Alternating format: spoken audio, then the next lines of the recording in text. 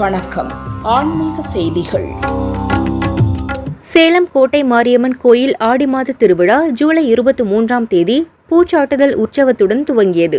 விழாவின் முக்கிய நிகழ்ச்சியான பக்தர்கள் பொங்கல் வைக்கும் திருவிழா இன்று நடைபெற்றது. அதைத் தொடர்ந்து ஆயிரக்கணக்கான பக்தர்கள் உருளு தண்டம் எனப்படும் அங்க பிரதட்சணம் செய்து தீச்சட்டி எடுத்து நேர்த்திக்கடன் செலுத்தினர். விழாவை முன்னிட்டு கோட்டை மாரியம்மனுக்கு 16 வகை வாசனை திரவியங்களால் சிறப்பு அபிஷேக அலங்காரம் செய்தனர். அன்னதானம் வழங்கப்பட்டது.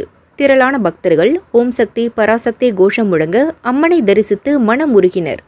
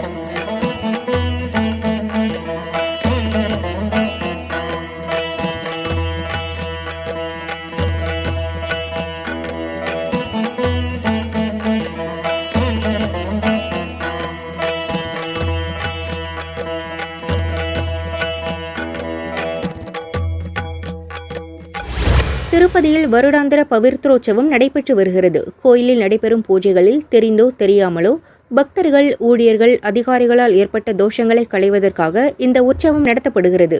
காலை ஸ்ரீதேவி பூதேவி சமேதராய் மலையப்ப சுவாமி சம்பங்கி பிரகாரத்தில் எழுந்தருளினார்.